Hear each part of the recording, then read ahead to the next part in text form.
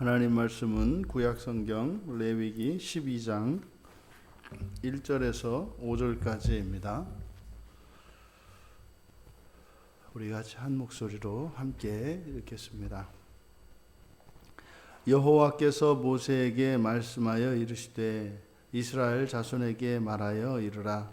여인이 임신하여 남자를 낳으면 그는 이레 동안 부정하리니 곧 월경할 때와 같이 부정할 것이며 8째 날에는 그 아이의 포피를 벨 것이요 그 여인은 아직도 33일을 지내야 산혈이 깨끗하리니 정결하게 되는 기한이 차기 전에는 성물을 만지지도 말며 성소에 들어가지도 말 것이며 여자를 낳으면 그는 2일에 동안 부정하리니 월경할 때와 같을 것이며 산혈이 깨끗하게 되면 66일을 지내야 하리라.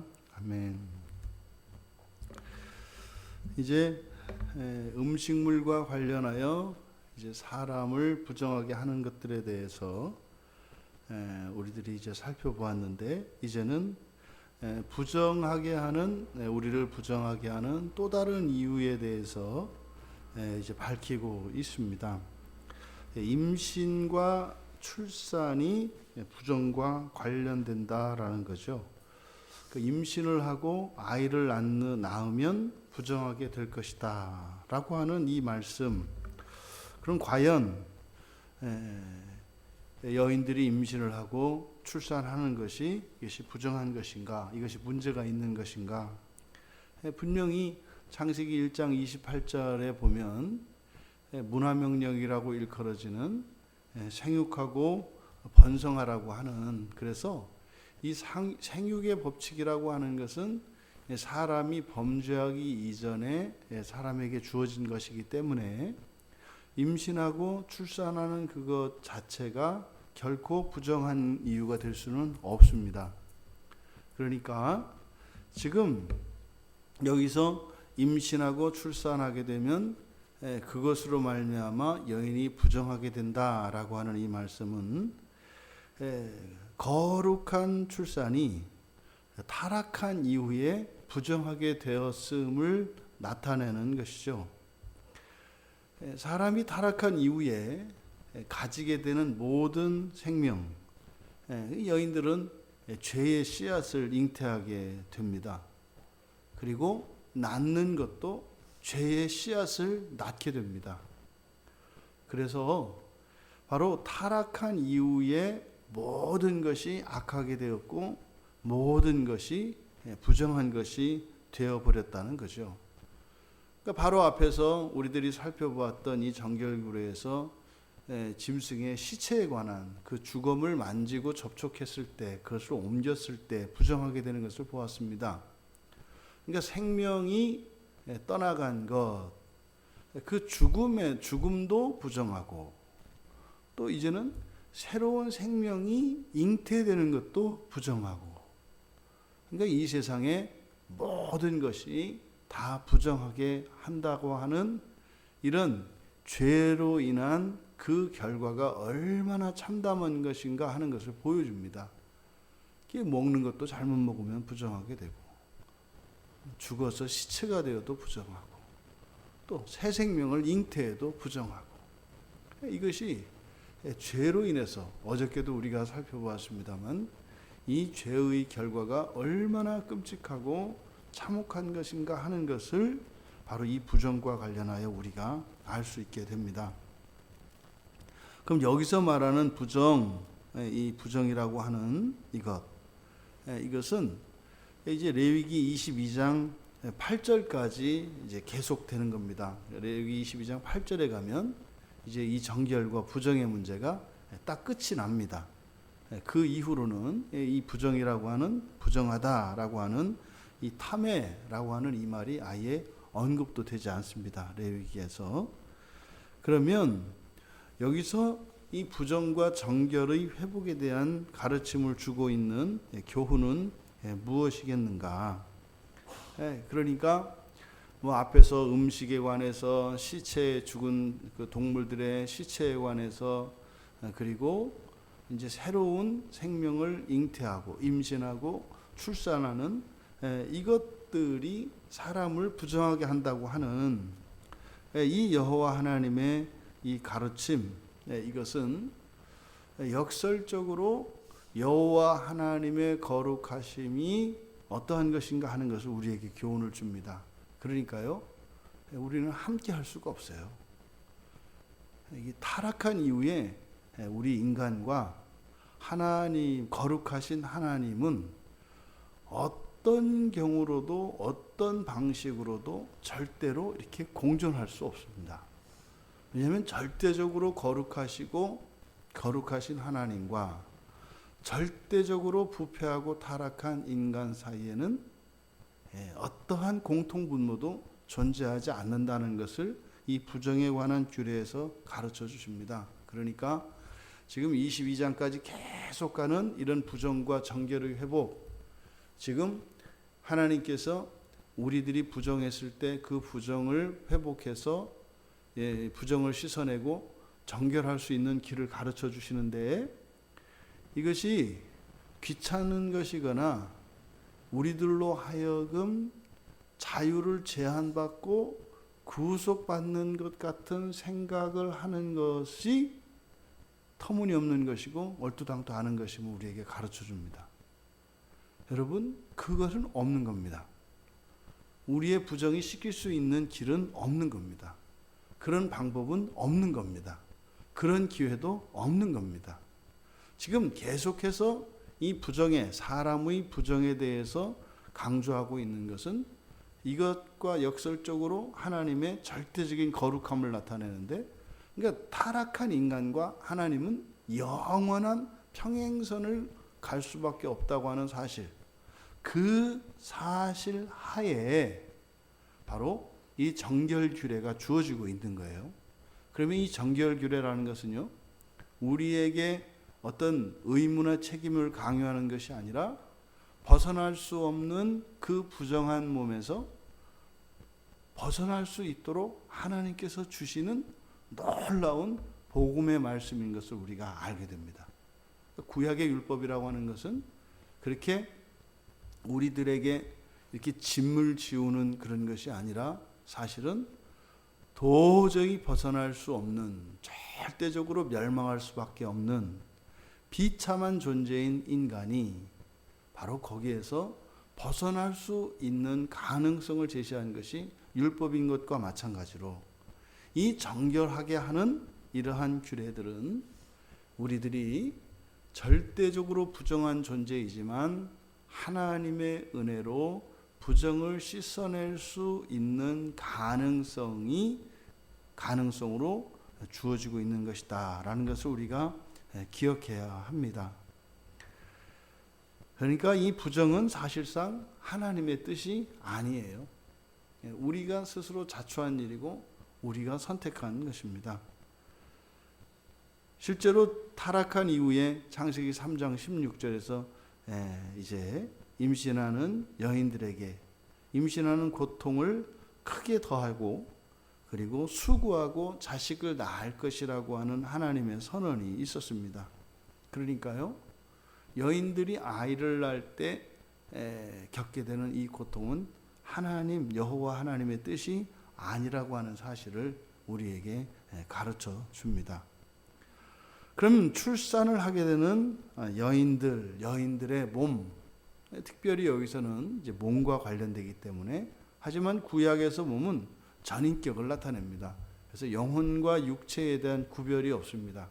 그냥 몸 하면은 그 사람의 전체를 나타내는 것이고, 거기에는 몸과 마음과 영혼 모두가 포함된 겁니다. 그러니까 임신을 하고 출산하는 여인들은 전인격적으로 부정하게 된다는 거예요. 그러면 이 부정하다라고 하는 이것을 우리가 도덕적인 측면에서 이것을 생각할 것이 아니라 존재론적으로 생각을 해야 합니다. 존재론적으로. 여러분, 부정하다고 하는 것은 단지 더럽다, 이게 청결의 의미로 보면 청결이 깨어져서 오염되어지고 불결한 것이 묻은 것이 됩니다만, 이것을 존재론적으로 보면 완전성이 깨어진 것을 말합니다. 결함이 있는 상태. 그리고 결핍이 있고 무엇인가 문제가 있는, 그러니까 비정상적인 상태를 우리가 부정하다, 이렇게 이해할 수 있습니다. 본문에 보면 부정한 것과 그리고 산혈이 깨끗해지는 것이 다릅니다. 보면은 아이를 낳게 되면 일정 기간 동안 부정합니다. 남자의 경우에는 7일 동안, 그리고 여자아이의 경우에는 2배로 부정합니다. 근데 그리고 그 뒤에 산혈이 깨끗하게 되는 기간은 33일과 66일로 이렇게 또 나뉩니다. 그러니까 부정한 기간과 깨끗하게 되는, 산혈이 깨끗하게 되는 이 기간 사이에 차이가 있습니다. 이것은 바로 여기서 다루고 있는 이 부정의 문제는 이런 도덕적인 그런 불결이라기보다는 바로 신체적인 결함, 이것을 이야기하는 것이다. 그러니까 임신을 하고 아이를 낳은 여인의 몸은 일정 기간 동안은 정상이 아니라는 겁니다. 거기에는 절대적인 보호와 절대적인 보양이 필요한 상태라는 것을 가리키죠. 우리나라에서도 그래서 아이를 낳고 나면 산후조리라고 하는 일정 기간을 둡니다. 바로 여기서 그 출산한 여인들을 부정하다라고 하는 것은 바로 그들의 건강, 그들의 신체의 온전한 상태, 이것에 결함이 있다는 것을 나타낸다. 그래서요, 몸이 완전히 회복될 때까지는 거룩한 것으로부터 격리되어 있어야 한다는 사실은 그들의 자유를 제한하거나 이것이 아니라 하나님 앞에 나아갈 때는 전인적으로 온전한 상태이어야 한다라고 하는 것을 가르쳐 주는 것입니다. 그러니까 거룩함을 회복하는 것은 2단계로 이루어져요. 첫째로 부정이 씻겨지는 것, 그 다음에 두 번째 산혈이 깨끗하게 되는 것, 2단계로 되어집니다. 그러니까 여기서 우리가 이 재창조와 새창조가 어떤 그 연속성과 불연속성이 어떻게 이어지는지 우리가 여기서 그 단서를 얻을 수가 있습니다.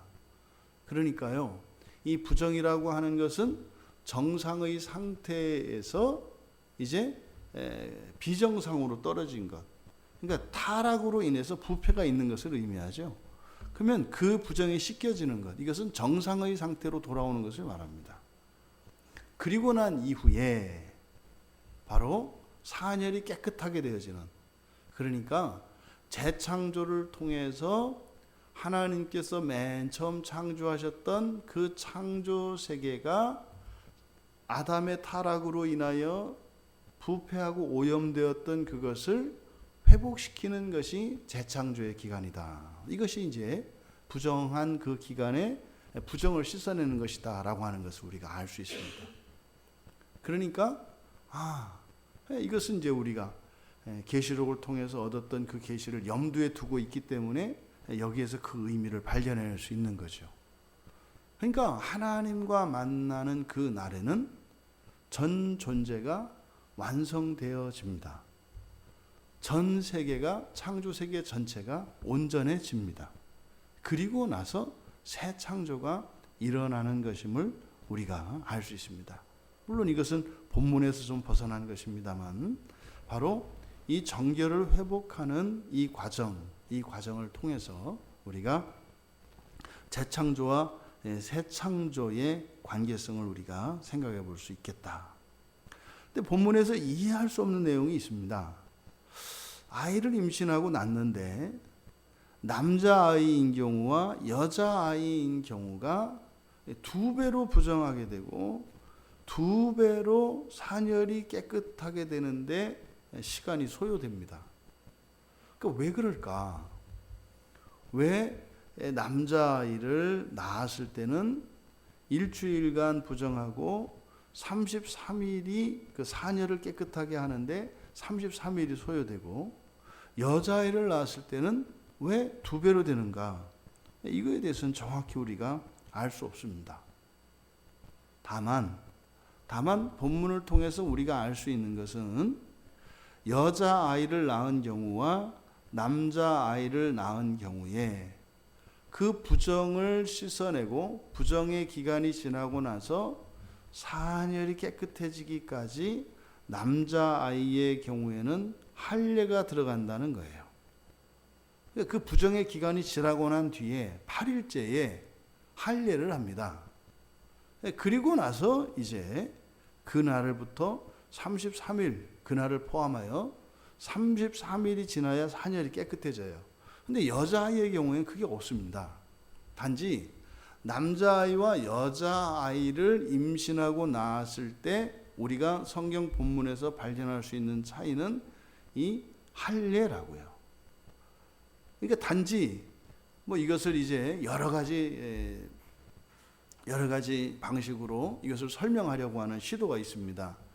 여자가 나게 되면 실제로 생리학적으로 더 어떻고 이런 얘기가 있는데 그것은 이렇게 설득력이 그렇게 있지 않습니다. 다만 본문을 통해서 우리에게 드러나는 것은 뭐예요?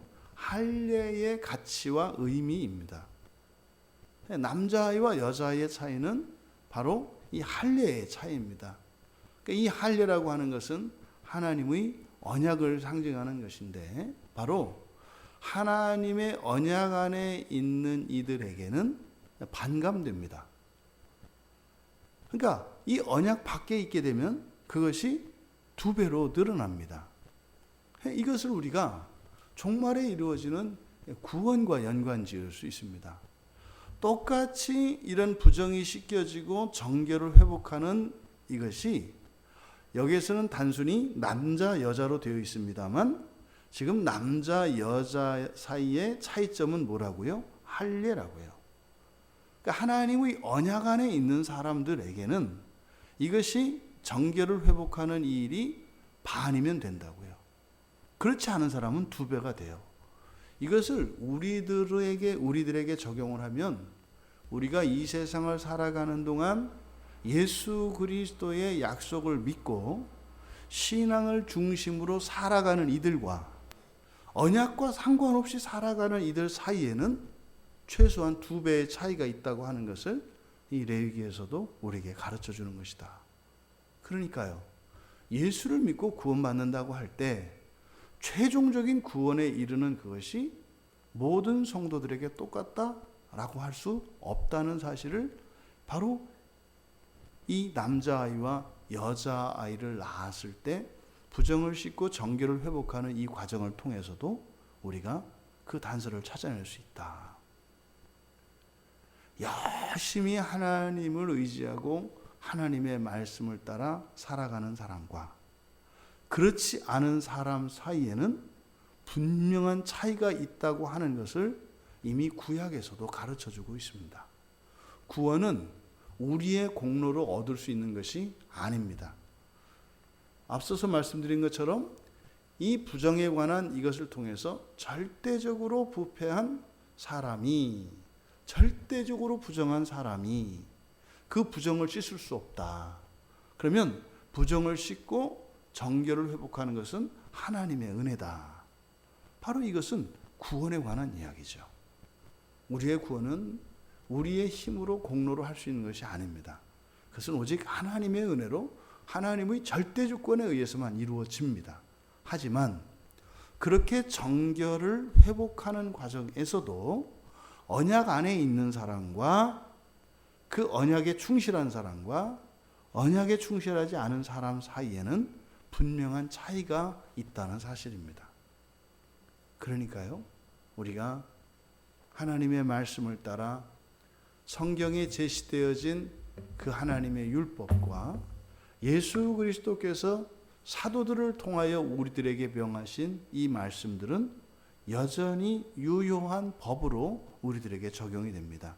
이것은 구원의 문제가 아니라 바로 구원의 과정에 관한 것입니다.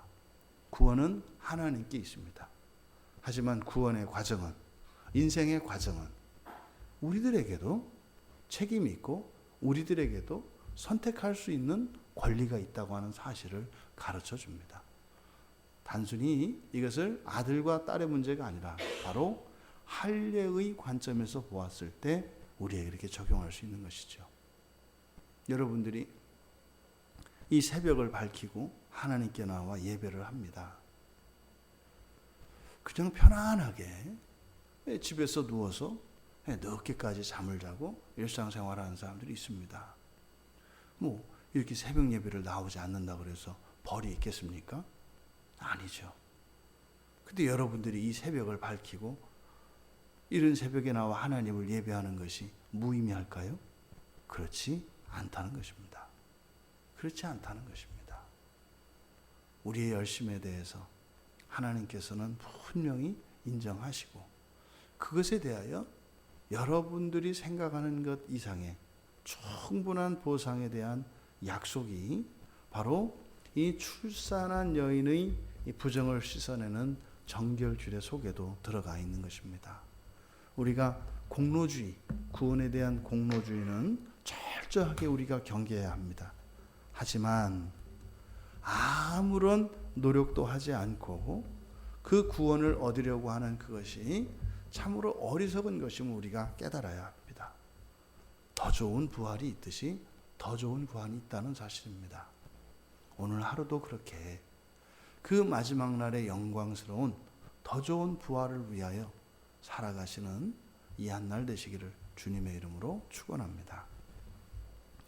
존귀하신 하나님,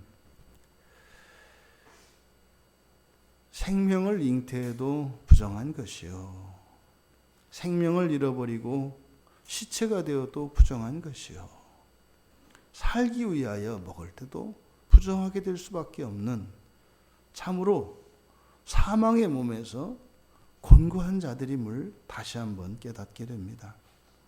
하지만 하나님께서는 그 부정을 씻어내시고 정결을 회복할 수 있는 은혜의 복음을 주셨사오니 또한 오늘 저희들이 받은 이 말씀을 통하여 저희들의 열심과 그 하나님 말씀에 대한 사모하는 열정이 또한 저희들에게 그것을 능가하는 보상의 약속이 있음을 잊지 않고 기억하게 하여 주셔서 우리 주 예수 그리스도를 사모하며 신앙을 중심으로 살아가는 인생이 결코 헛된 인생이 아니요 참으로 복된 인생인 것을 마음에 확정할 수 있도록 은혜를 내려 주시옵소서. 감사하며 예수님의 이름으로 기도하옵나이다. 아멘.